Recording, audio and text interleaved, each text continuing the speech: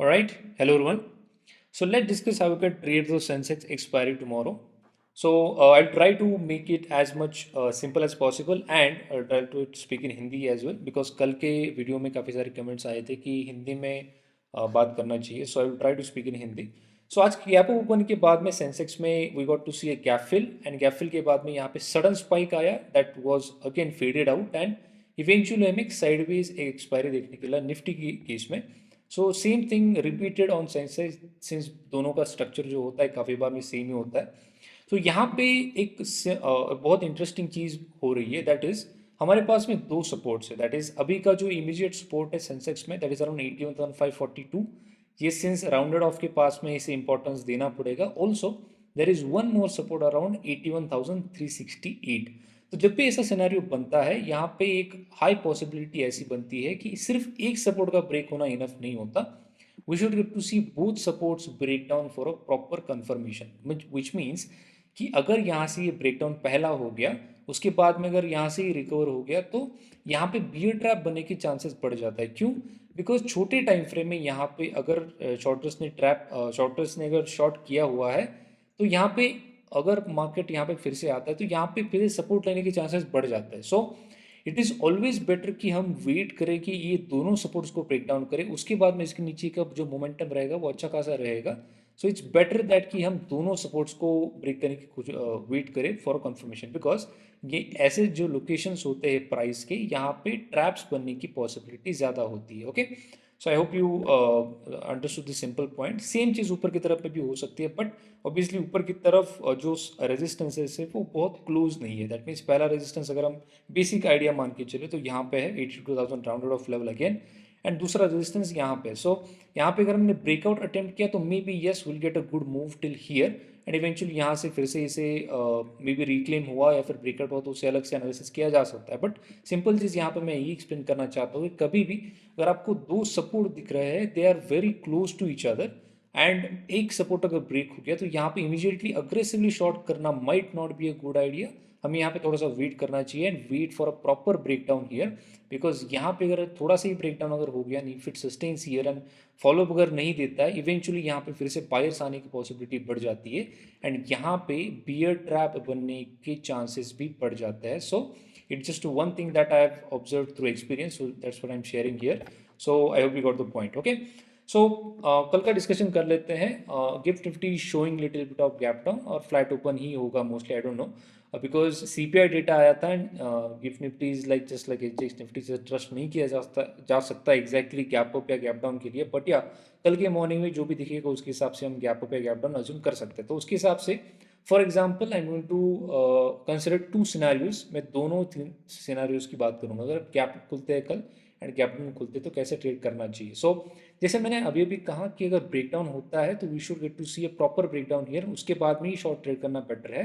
सो हमें gap down अगर देखने के लिए मिलता है तो it's better to wait for a breakdown of 81,360. इसके नीचे प्रॉपर ब्रेकडाउन अगर हो गया सस्टेन अगर होता है तो इसके नीचे इसे शॉर्ट किया जा सकता है for a trending down move. Now कल एक और इंपॉर्टेंट चीज़ है टुमारो इज अ फ्राइडे. काफ़ी बार में Fridays are known for the trending moves and we should be prepare for trending move tomorrow as well because आज हमने एक इनसाइड बार देखा which means a compression candle.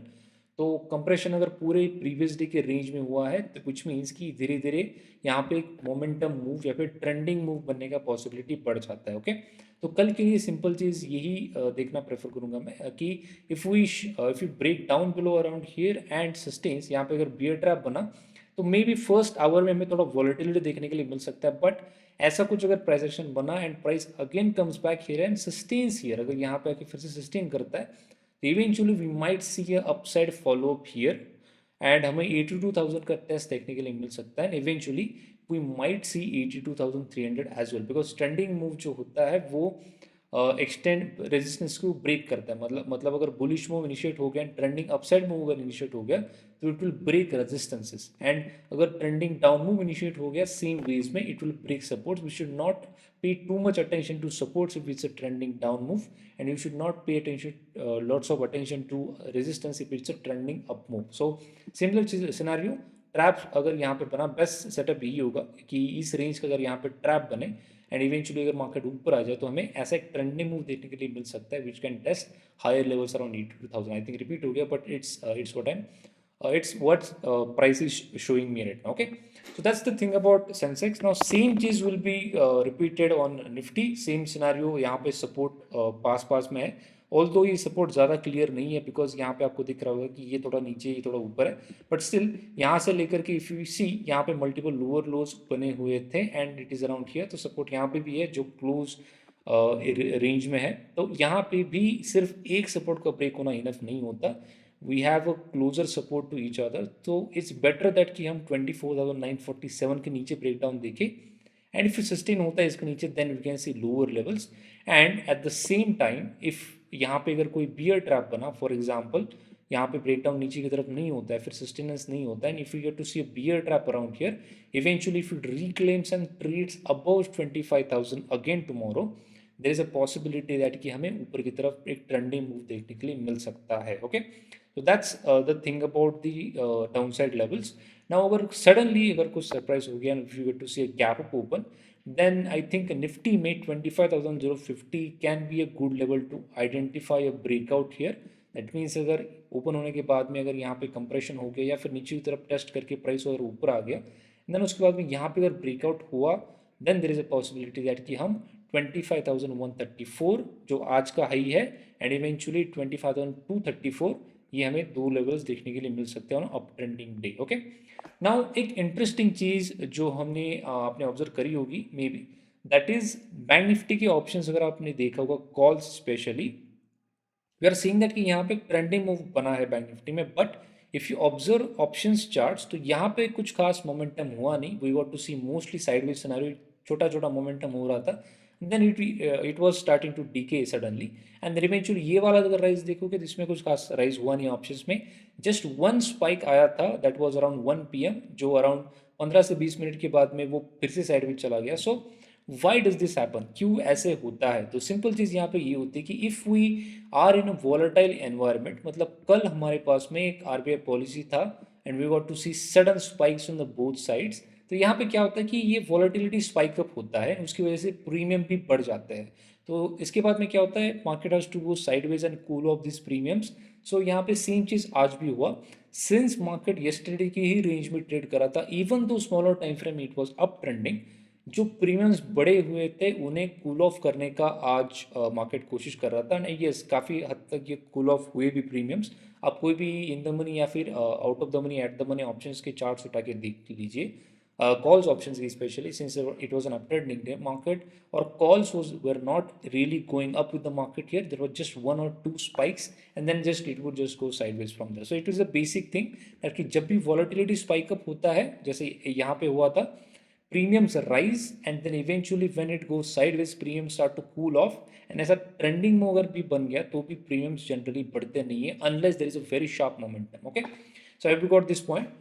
Now bank Nifty में structure wise अगर हम discuss करेंगे तो there is a very clear support around 50,900 जो कल के दिन में बना हुआ था एंड आज हमें उसका टेस्ट देखने के लिए नहीं मिला. After gap open bank Nifty was showing strength and eventually धीरे धीरे ये करके 51,500 के आसपास में आके क्लोज हुआ है. तो कल के दिन के लिए इंपॉर्टेंट चीज़ अब मैं यहाँ पे और एक बताता हूँ, that is from tomorrow TCS results are already are announced, so IT results are starting to announce here. So that means कि यहाँ पे हमें काफ़ी सारे IT स्टॉक्स के रिजल्ट देखने के लिए मिल सकते हैं. IT stock contents lots of heavy weight, so that is TCS, Infosys, Wipro, HCL Tech, Tech Mahindra kind of stocks. And ऐसे सिनेरियोज में generally you will see that there will be lot of disconnect between Nifty and bank Nifty since index management काफ़ी चलता है ऐसे cases में. सो आज आपने इसका एक सिनारियो ऑब्जर्व किया होगा, when ever bank Nifty was trading around here 12, सवा 12, 11 बजे के बाद में, you would have noticed that bank nifty was trading at the day highs, at the same time nifty was trading at the day lows. अगर आप यहाँ पे भी देखें you will see that कि let's look at this time frame, that is 11:35 से लेकर के 2 बजे के बाद में भी दोनों सिंक में नहीं आए. That means if you see Bank Nifty was making new highs while Nifty was making new lows, or it was just seeing sideways.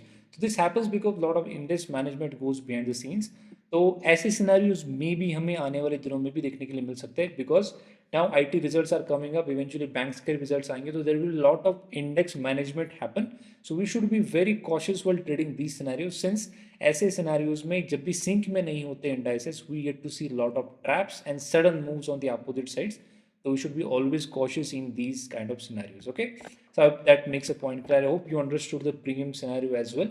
Now structure wise अगर मैं डिस्कस करूँ तो सिंपल सिनेरियो यहाँ पे ये है कि if we do get to see gap down in IT stocks and उसे कवर करने के लिए अगर बैंक निफ्टी ऊपर की तरफ अगर ट्रेड होता है, for example if you get to see flat open after gap open, bank Nifty could suddenly spike up at the open itself, and यहाँ से लेकर के ये मे बी ये थोड़ा बहुत साइडवेज यहाँ पे जा सकता है, and maybe if it sustains it can initiate an up move from here. So breakout का लेवल सिंपल है बैंक निफ्टी में.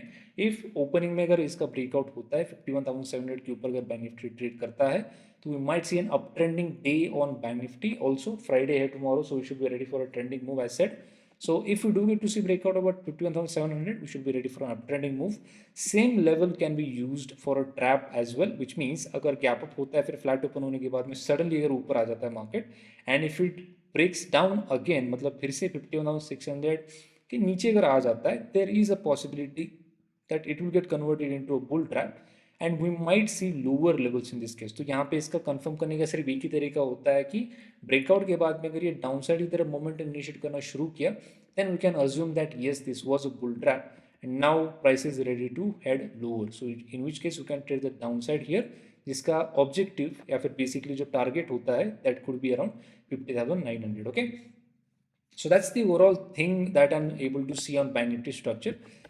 The second thing is, and it is the most important thing by the way, if we do not get to see any trending move or momentum, for example अगर open होता है यहीं पे कहीं पे and there is no strength shown on the either side, market अगर यहीं पे साइड में चला जाता है, तो we cannot undermine a possibility कि एक साइडवेज डे भी बन सकता है, in which case premiums will further cool off. कल जो प्रीमियम्स कूल ऑफ हुए वो फिर से कूल ऑफ हो जाएंगे और ज़्यादा, बिकॉज इसी रेंज में अगर मार्केट रहा तो we should be very cautious about over trading in that perspective as well. But since it has been a little bit of क्या कह सकते हैं, it was inside bar basically on Bank Nifty में भी inside bar ही था, so it was a compression day on Nifty.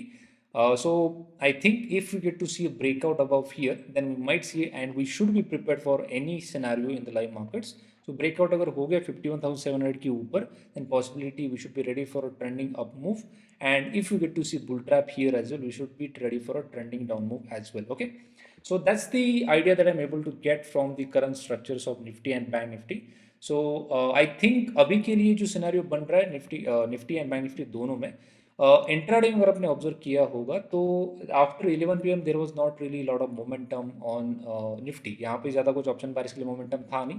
जो morning में भी जो स्पाइक है इट वॉज सडन, एंड उसके बाद में इसका फॉलो भी देने की कोशिश करी, बट ये सस्टेन हुआ नहीं. Eventually we saw a break down here and eventually it went sideways. So अभी के लिए I think so market is preparing for that move कि जहाँ पे एक ट्रेंडिंग मूव बनने का पॉसिबिलिटी बढ़ जाता है. जैसे हमने कल डिस्कस किया था कि जो अपस्विंग नीचे की तरफ से बना हुआ है, अगर इससे फॉलोअप मिलता है, मार्केट अगर फॉलोअप देने की कोशिश करता है इसे, then we should get to see a trending move on the upside. मतलब ये एक स्विंग हो गया, मार्केट बीच की एरिया में it is deciding where to go. तो यहाँ पे ही हमें एक अच्छा खासा आइडिया मिलेगा. If you get to see breakout above here tomorrow on Nifty, we might see that कि ये फॉलोअप दे सकते हैं, या फिर we might spend 2 or 3 more sessions in this range itself being volatile. उसके बाद में एक डायरेक्शन मिल सकता है मार्केट को. So I think tricky phase it's still not over unless we see a good breakout or breakdown on the either side. So we should be prepared for another tricky day to trade tomorrow as well. But yeah, by the basic understanding, we should be ready for a trending move. And in this range, traps can be traded very well. Okay, and finally मैं repeat करूँगा Sensex के point, because कल Sensex का expiry, so I think I will assume that कि lots of you will be trading Sensex expiry. So just simple thing I would be repeating here, that is if we do get to see Sensex का chart, एक minute Sensex का chart लगा लेते हैं. So since the charts are same, there was a confusion. So yeah, if you do get to see breakdown here below 81,542, it might not be a very wise idea to immediately short aggressively, because we can get to see support immediately from here and eventually it can spike up from here. So since there are support that are very close, I would wait for breakdown of this proper 81,360. इसके बाद में इसके नीचे sustain हुआ तो maybe we can say down trending day. But ऐसे भी scenarios होते हैं जहाँ पे सपोर्ट्स बहुत पास पास में है, यहाँ पे एक बियर ट्रैप बनने का पॉसिबिलिटी अच्छा खासा होता है. If you get to see that bear trap, we can see immediate move towards 82,000. Maybe यहाँ पे थोड़ा बहुत कंप्रेशन हो तो और भी अच्छा है. But yes, if you do get to see something like this, then there is a possibility that हम 82,000 को टेस्ट कर सकते हैं, and we can eventually see 82,320 as well. Okay, so that's it for the time being. I hope you learned something new from this video, and do let us know your doubts in the comment section as well. And I hope you are learning something new in these videos. Okay, so that's it for the time being, and thank you for watching till the end, and see you again tomorrow. Okay, bye.